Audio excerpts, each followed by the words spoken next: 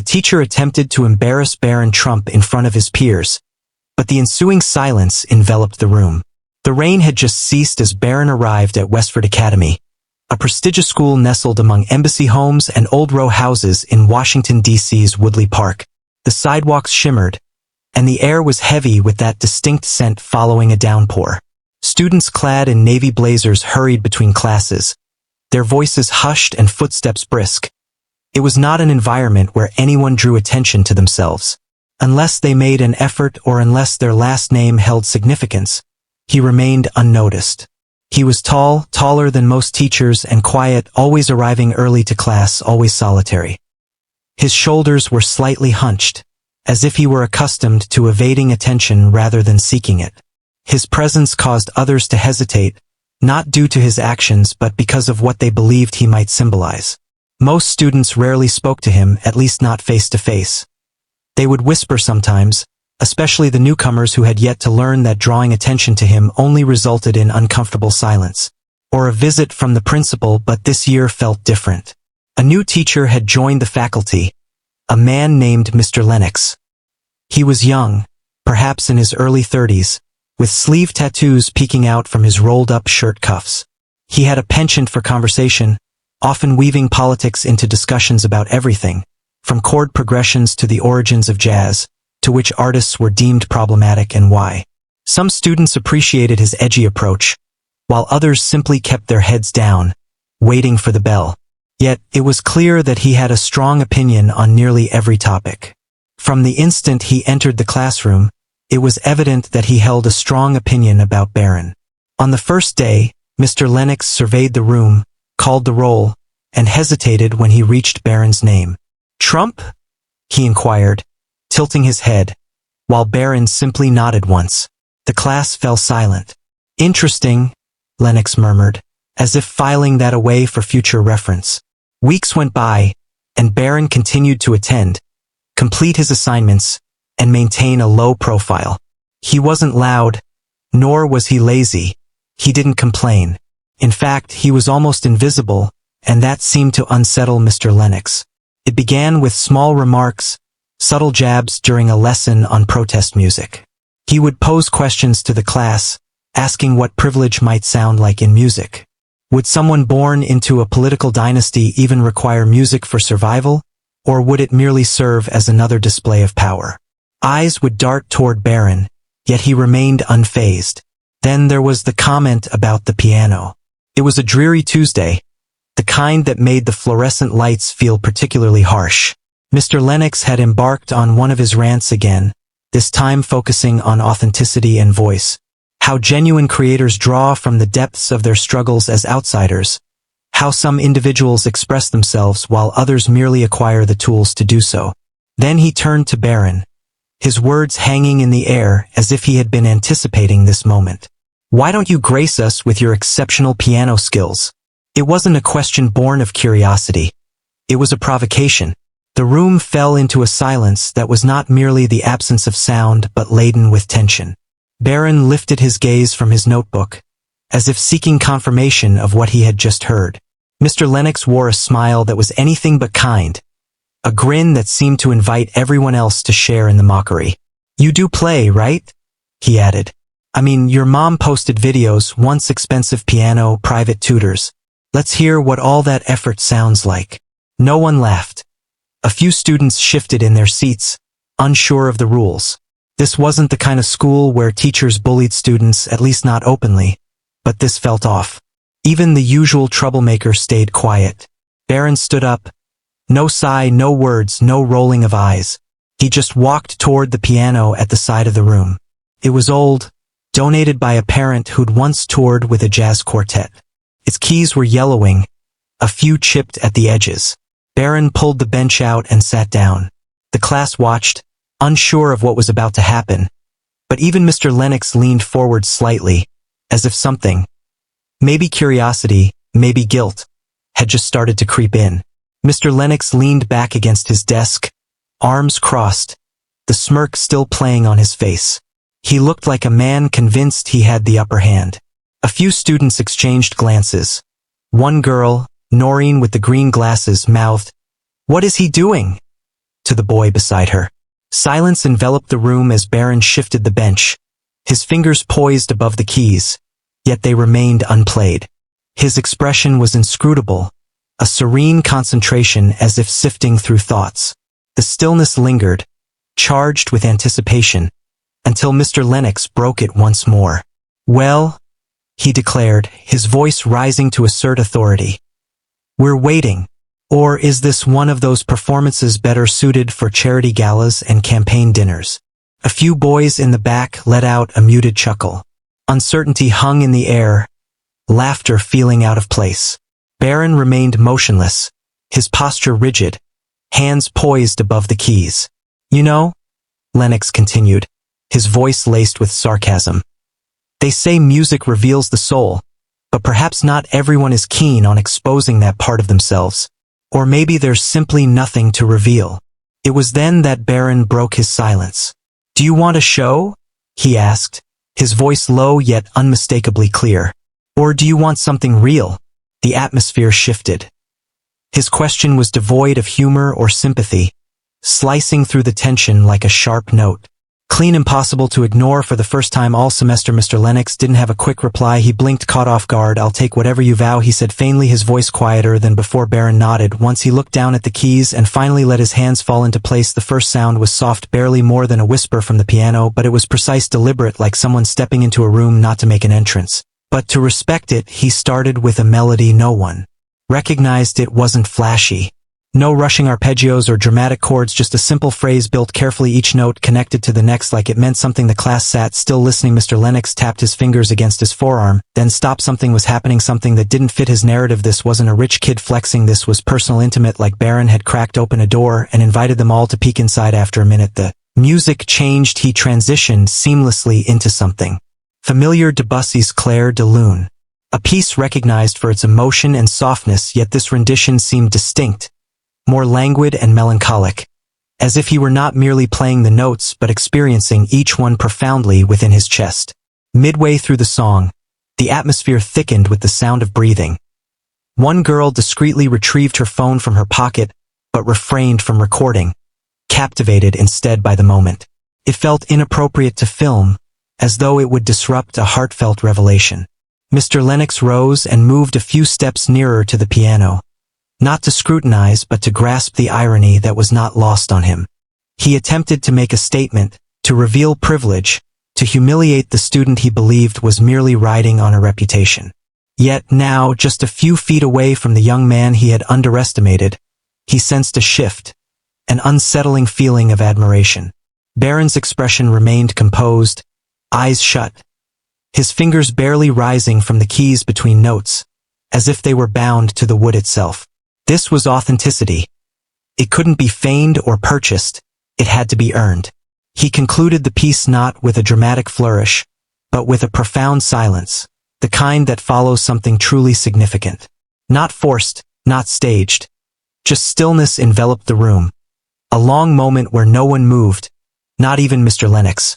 Yet, something had fractured in the atmosphere, beyond just the teacher's pride. It marked the onset of an unforeseen shift, a moment where time seemed to suspend itself. No bells chimed, no whispers broke the silence, no backpacks shuffled. Only the lingering echo of the final note remained, suspended in the air longer than anticipated, as if the very walls were reluctant to release what had just resonated. Mr. Lennox inhaled, but the breath was shallow, a tightness gripping his chest. As if burdened by an unseen weight, he opened his mouth only to close it once more. What words could possibly suffice? Barron rose silently from the bench, offering neither bow nor smile, nor seeking the gaze of others for validation. He simply tucked his hands into his pockets and made his way back to his seat with deliberate slowness. His classmates avoided his gaze, not out of disrespect, but rather a profound sense of admiration. Noreen blinked rapidly, her eyes fixed on the piano, whispering softly to herself, "That was real." The boy next to her continued to chew on the cap of his pen, lost in thought. He simply nodded, remaining silent, his gaze unwavering throughout. It was one of those moments. Back at his desk, Barron settled in as if nothing had transpired, as if he hadn't just appended every assumption in that room. Mr. Lennox cleared his throat, attempting to regain his composure. His voice faltered briefly before finding its steadiness. "That was unexpected," he remarked, as a few students shifted in their seats, anticipating the return of sarcasm or the bite of another remark, but none came. "I stand corrected," he said, his tone softer this time. "You clearly know how to play." Barron didn't answer. He didn't need to, but Mr. Lennox wasn't done, not yet. The silence was stretching too long again, and he was uncomfortable in it. "Where'd you learn to play like that?" he asked, not mocking, now just curious. Barron looked up. He tilted his head slightly, like he wasn't sure the question deserved an answer. "From listening," he said, "mostly alone. No one really talks when you're me." The words weren't bitter, they were matter of fact, like a weather report. Lennox nodded slowly. He folded his arms across his chest once more, but the stance was different, less defensive, more contemplative. "Have you ever performed in front of an audience before?" he inquired. "Not like this," Barron replied, "not when it carries weight." The students remained silent, though someone in the back muttered, "Damn," earning a few glances but no reprimand. Lennox made his way back to his desk, his gaze falling on the notes he had hastily written on the whiteboard, words like authenticity, resistance, expression, and he felt their significance diminish in that moment. He erased them one by one, then turned back to the class. "Let's take 5, he muttered, rubbing the back of his neck.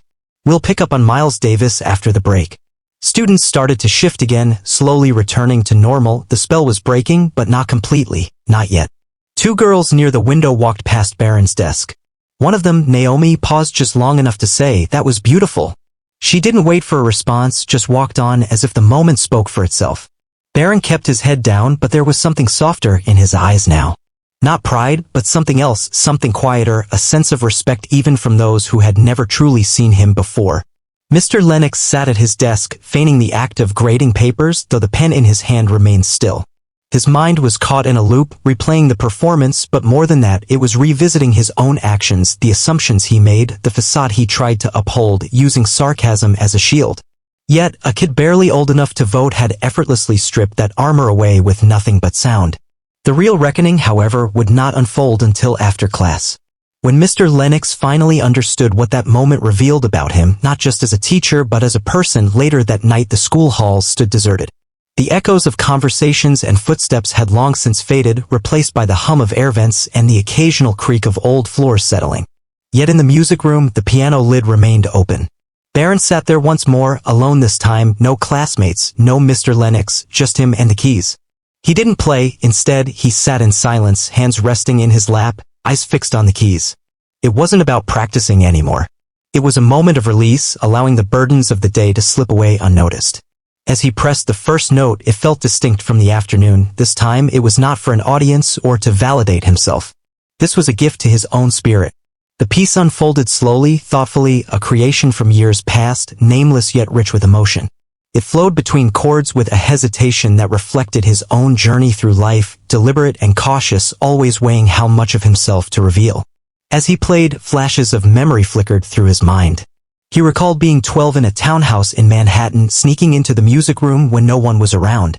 His mother had hired a piano teacher, but Barron preferred learning alone, no pressure, no voices correcting him, just trial and error over and over. He remembered that same teacher telling him, "You have good hands, but you don't feel it," and Barron had just stared at him, thinking, "You don't know what I feel, you don't even ask." He recalled his father's events. The sharp suits, the waiting photographers, how he always had to keep his back straight, his words measured, his expression neutral, how exhausting it was to live in a constant spotlight and yet feel completely invisible. At the same time, music had been the only thing that made sense, that let him say things without anyone twisting his meaning. Back in the room, the piece was building, slow but layered, rich with tension, the kind that only comes when you've held something in for too long. Outside the door, someone stopped. It was Mr. Lennox. He didn't step inside, didn't knock, he just listened. He had come back to retrieve something he left in the classroom, a folder, perhaps, or his water bottle. But as he passed the music room and heard the sound, something compelled him to stop and stay. He leaned slightly against the door frame. He wasn't unfamiliar with talent. He had taught students who went on to Juilliard, Berkeley, even some who toured. But this was different. This wasn't polished, it wasn't meant for display. It was raw, unfiltered, honest, and that honesty struck him harder than he anticipated. Somewhere within, Lennox confronted an unsettling truth about himself, a truth he had long avoided. He realized how he had wielded his position as a teacher to manipulate focus, to shape the story, to assert his dominance over what was genuine and what was not. Yet Barron had appended that dynamic effortlessly without a single shout, simply through his play. As the piece concluded, Lennox paused, then gently knocked once before entering. Barron remained unfazed, aware of his presence, and turned slightly, his hands still poised on the keys. "I didn't mean to interrupt," Lennox said quietly. "I was just passing by." Barron gave a small shrug. "You're fine." They stood in that silence for a beat. "I didn't know you composed," Lennox added, walking a few steps closer. "That wasn't from earlier, was it?" Barron shook his head. "No, that one's mine." Lennox didn't say it was beautiful, he didn't say you're talented. Not because he didn't think it, but because something told him Barron had already heard all the hollow compliments before. This needed to be different. "You said earlier that no one talks when you're you." Lennox spoke slowly, leaving an impression. Barron remained silent. Lennox pressed on, stating that today you didn't merely talk, you compelled others to listen without uttering much. For a brief moment, Barron averted his gaze, as if weighing the value of this exchange. Then, with a tone that was more inquisitive than irate, he inquired, "Why did you call me out like that?" It was as if someone had finally voiced a question they had long held inside. Lennox let out a sigh, explaining that he aimed to highlight the significance of voice and power, who gets to be heard, but hadn't considered the impact it would have on Barron. In front of the class, a long pause lingered. "You didn't think I had anything to say?" Barron replied as Lennox met his gaze. "No, I didn't, that's on me." But forgiveness wasn't the next step, understanding had to come first, and that was still unfolding in the silence between them. The next day, the halls of Westford Academy buzzed in a quieter, more cautious manner. No one addressed Barron directly, but the sideways glances carried a new weight. It wasn't mockery, nor was it pity, it was recognition from those who had never spoken to him. They were now reconsidering their assumptions, not due to his surname but because of their recent observations. Less than a day prior, during lunch, Barron occupied his usual spot alone by the corner window in the dining hall. However, this time, a few students lingered nearby, trays in hand, seemingly debating whether to join him. None took the plunge just yet, but that moment of uncertainty marked a change. From 3 tables away, Noreen observed him, having replayed his performance in her mind throughout the night. There was something intriguing about the way he played.